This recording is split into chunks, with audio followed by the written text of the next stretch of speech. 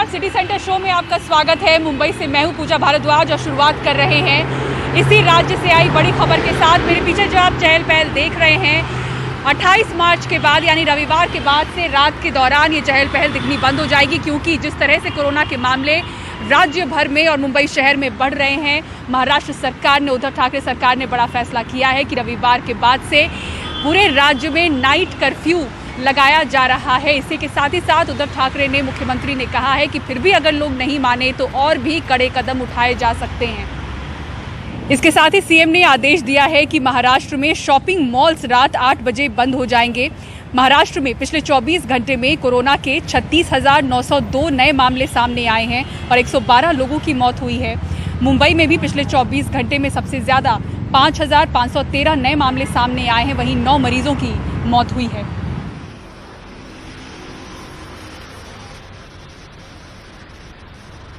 और इसी खबर पर और ज्यादा जानकारी दे रहे हैं हमारे सहयोगी सुनील सिंह। मुंबई में रात में सड़कों पर ये जो आप हलचल देख रहे हैं, गाड़ियां देख रहे हैं, ये 28 मार्च की रात से आपको नहीं दिखाई पड़ेगी, क्योंकि मुख्यमंत्री उद्धव ठाकरे ने एक बड़ा फैसला लेते हुए पूरे राज्य में रात का कर्फ्यू लगाने की घोषणा की है। समय क्या होगा उसका एक अलग से आदेश आएगा तब बताया जाएगा, लेकिन फिलहाल रात का कर्फ्यू लगाया जाएगा। और ये इसलिए क्योंकि जिस तरह से राज्य में कोरोना संक्रमण के मामले लगातार बढ़ रहे हैं, आंकड़ा 30,000 के पार कर चुका है और मुंबई में 5,000 से ज़्यादा आ रहे हैं, तो संक्रमण तेज़ी से बढ़ रहा है।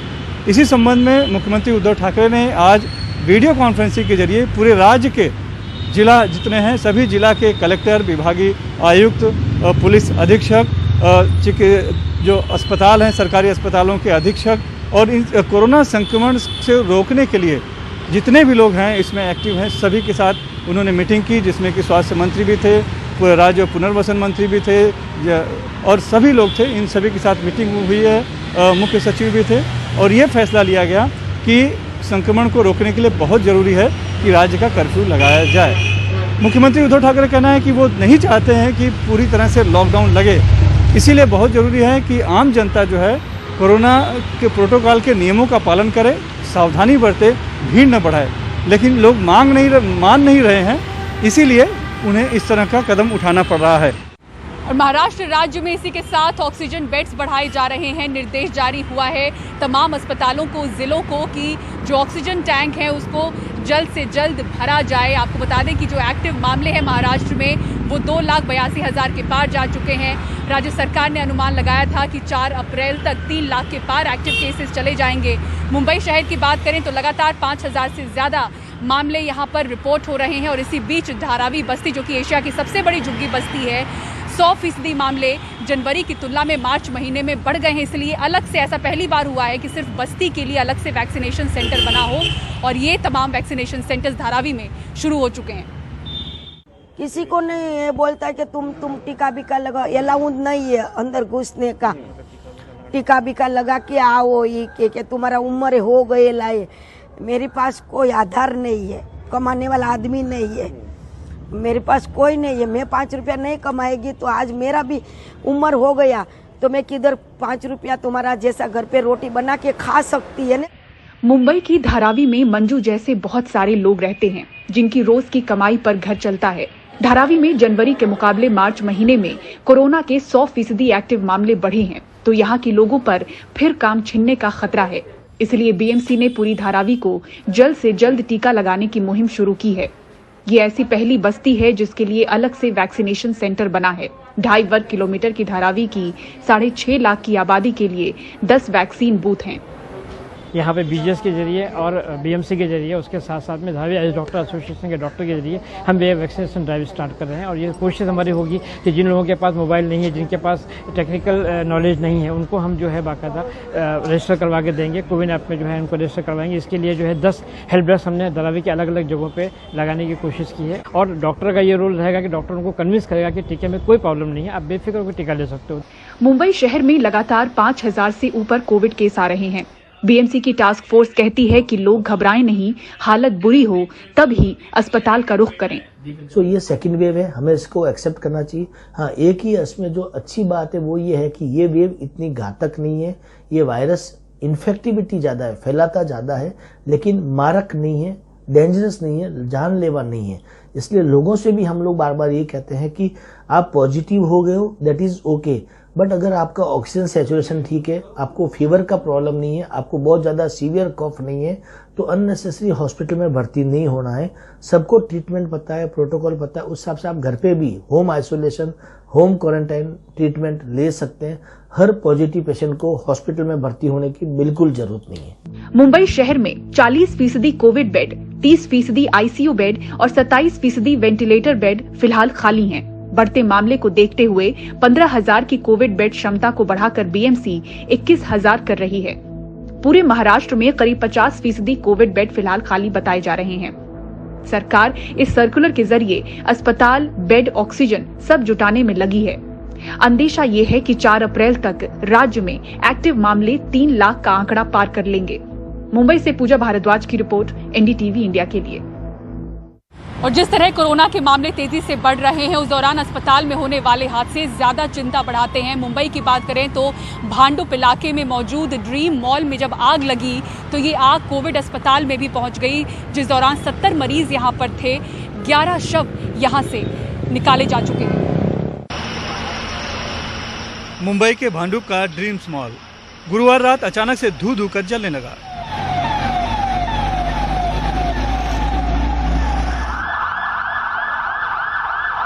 नतीजा मॉल में बने कोविड अस्पताल में भर्ती 76 मरीजों की जान पर बनाई। अस्पताल कर्मचारियों, पुलिस और दमकल कर्मियों ने मरीजों को जितना जल्दी हो सकता था निकालने की कोशिश की, लेकिन आग इतनी तेज और फैली थी कि 11 की जान चली गई। जो अस्पताल बताया जा रहा है वो कि इसके तीसरी मंजिल पर था।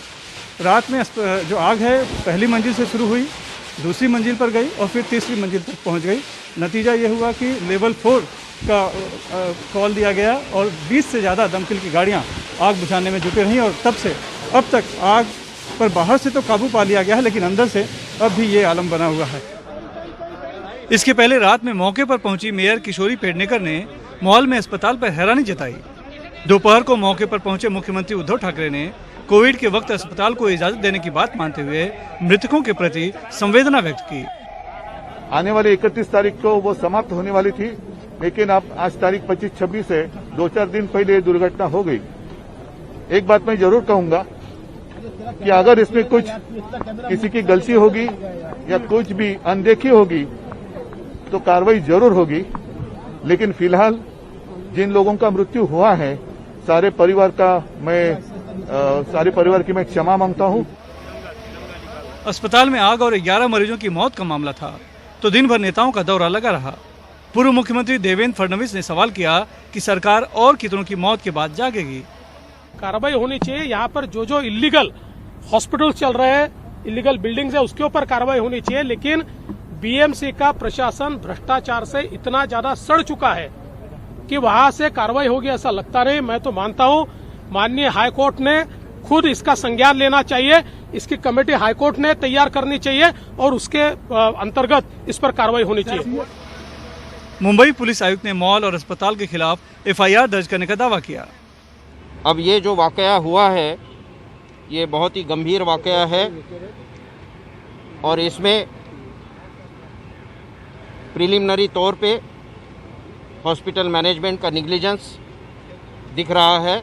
इसलिए हम पुलिस की तरफ से गुना दाखिल करेंगे और इस गुने का तपास होगा और इस गुने के तपास में जिसका क्रिमिनल निग्लिजेंस और दूसरी तरह का निग्लिजेंस साबित होता है उन सबको हम लोग अरेस्ट करके आगे की कार्रवाई करेंगे। मुंबई के भांडुप का ये ड्रीम्स मॉल पीएमसी बैंक घोटाले में घिरे वाधवान परिवार का है और राकेश वाधवान की बेटी निकिता त्रेहान ही मॉल में बने सनराइज अस्पताल की मालकिन है। मॉल और अस्पताल दोनों में फायर ऑडिट न होने और सुरक्षा में लापरवाही का आरोप लगा है। मुंबई से कैमरामैन राजेंद्र दयालकर के साथ सुनील सिंह, एनडीटीवी इंडिया के लिए।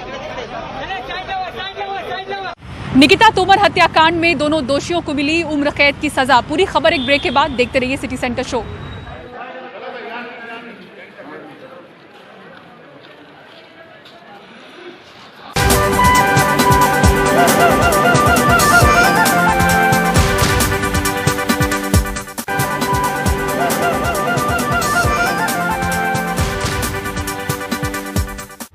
से सटे हरियाणा के बल्लभगढ़ में निकिता तोमर हत्याकांड मामले में दोनों दोषियों को उम्र कैद की सजा सुनाई गई है। कोर्ट ने बुधवार को अपना फैसला सुनाते हुए तौसीफ और रेहान को दोषी करार दिया था। आज दोषियों को सजा सुनाई गई। पिछले साल 26 अक्टूबर को बीकॉम की छात्रा निकिता तोमर को बल्लभगढ़ से अगवा करने की कोशिश की गई थी। उस वक्त निकिता कॉलेज से परीक्षा देकर निकल रही थी। जब निकिता ने विरोध किया तो उन्हें गोली मार दी गई, जिससे उनकी मौके पर ही मौत हो गई। ये पूरी घटना सीसीटीवी कैमरे में कैद हो गई।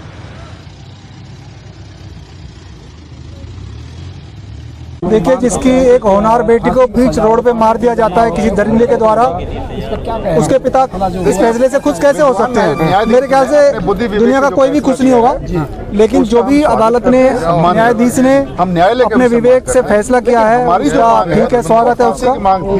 बाकी हमारी मांग पहले भी थी, फांसी की आज भी है, इसके लिए हमें जो आगे कार्रवाई करनी है वो भी करेंगे। और सिटी सेंटर शो में फिलहाल मेरे साथ इतना ही। खबरों के लिए देखते रहें NDTV इंडिया। नमस्कार।